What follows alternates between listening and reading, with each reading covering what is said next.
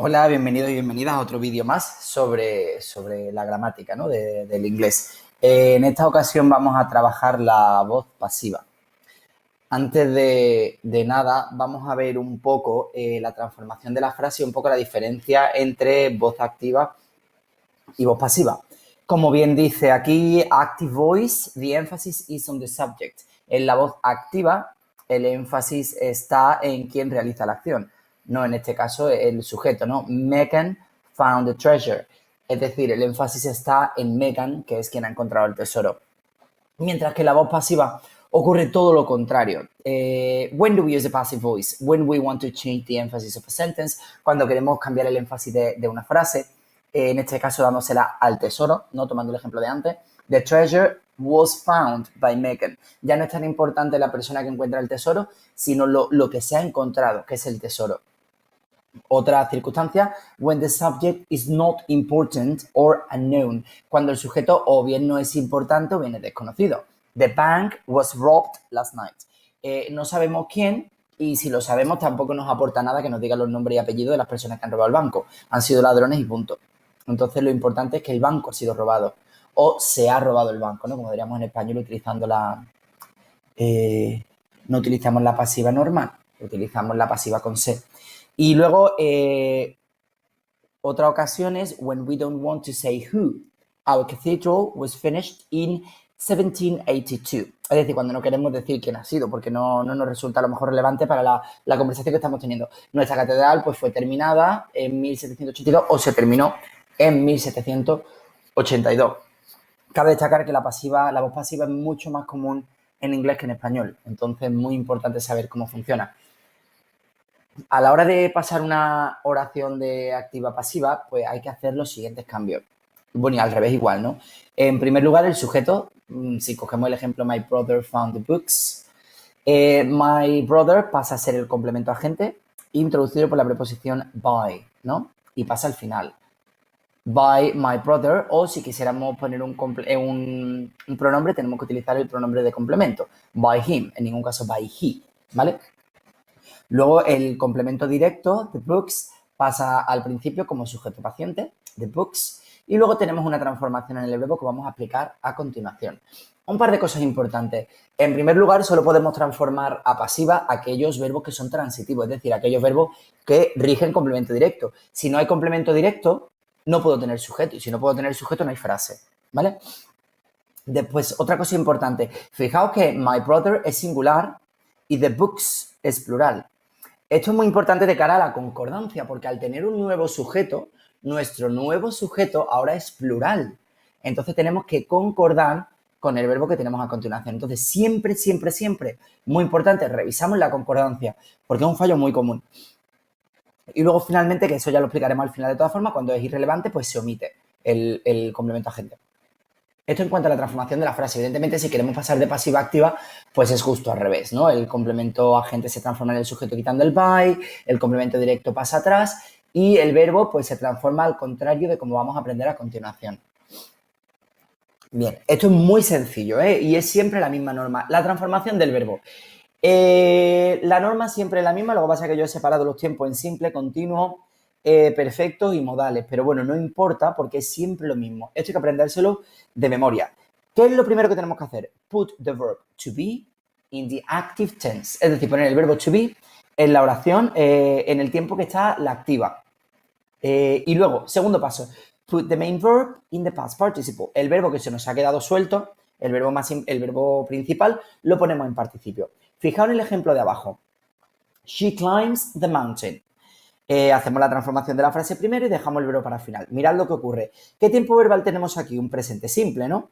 Pues entonces ponemos el verbo to be en presente simple y lo concordamos. The mountain is. Vale, ahora se nos ha quedado el verbo climb, que es nuestro verbo principal, se nos ha quedado suelto. Pues lo ponemos justo después en participio. Simplemente. Y eso es siempre igual. Fijaos en el siguiente ejemplo que tenemos un pasado simple. She climbed the mountains. Pues ahora, the mountains. ¿Qué tiempo verbal tenemos aquí? Pues tenemos un pasado simple. Pues ponemos el verbo to be en pasado simple concordando con el sujeto. The mountains were.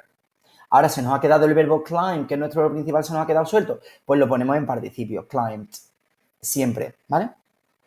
Con los tiempos continuos ocurre exactamente lo mismo. Mira el ejemplo. She's climbing the mountain.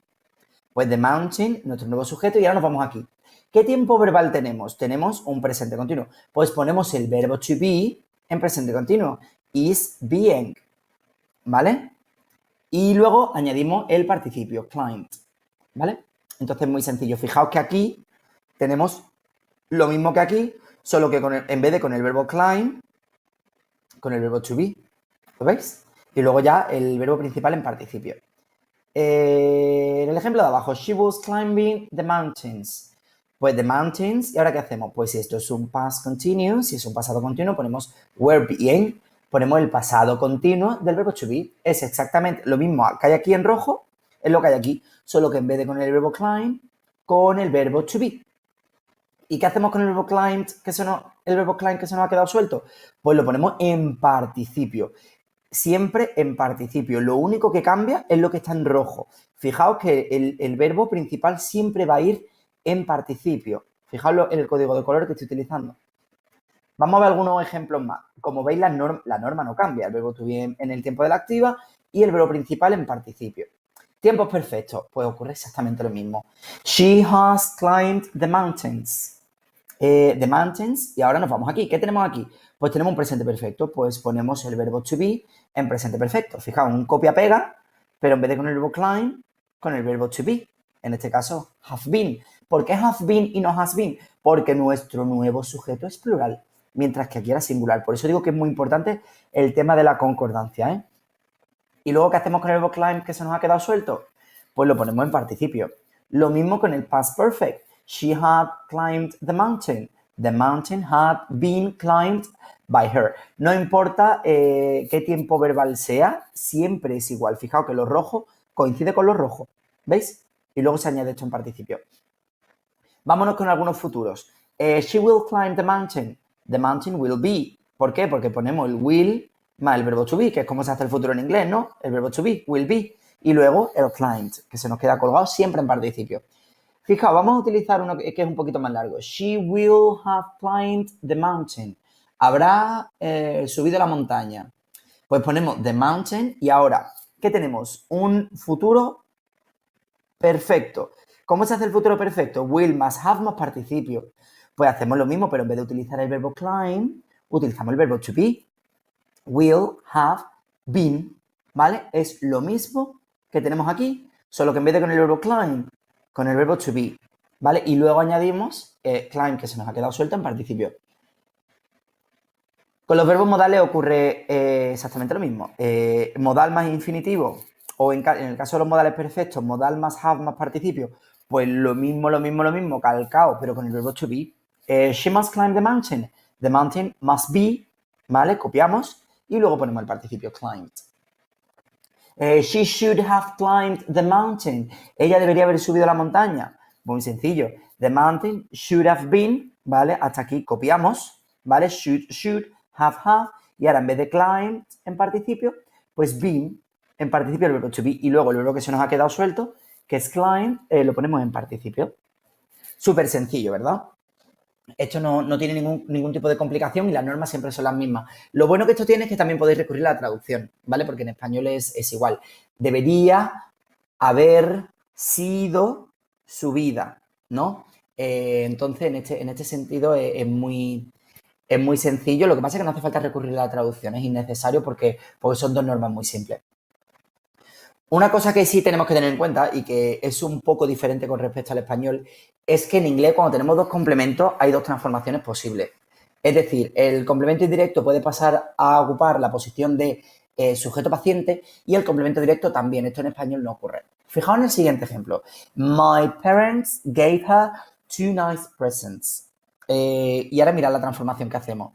She was given two nice presents by my parents. ¿Por qué? Por lo que decimos aquí. When we have two complements, two transformations are possible in English, but the person has the priority. Eso sí, la persona tiene la prioridad con respecto al objeto, es decir, el complemento indirecto va a tener más posibilidades de convertirse en el sujeto paciente que el complemento directo. No obstante, las dos transformaciones son posibles. Insisto, she was given two nice presents by my parents. El her al ocupar la posición de sujeto, se transforma en she. Ya deja de ser pronombre de complemento y pasa a ser pronombre de sujeto. Y la otra transformación posible es la que ya conocéis, ¿no? Las que hemos visto antes. Two nice presents were given. Y ahora, atención, recordad que cuando el complemento directo adelanta al indirecto, hay que poner un to, ¿vale? Were given to her by my parents.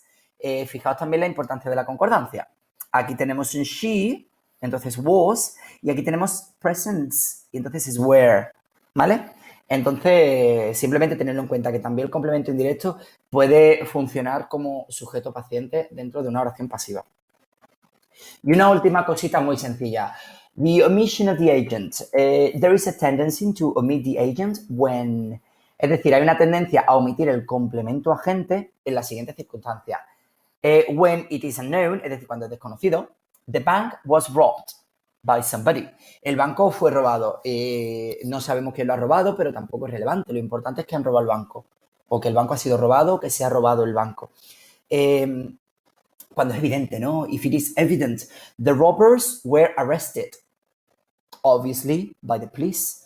¿Vale? Los ladrones fueron arrestados, evidentemente por la policía, porque nadie más tiene potestad para arrestar a nadie, solo la policía. Entonces, cuando es también evidente, pues no hace falta decirlo, se puede omitir. Que si se deja no está mal, ojo, ¿eh?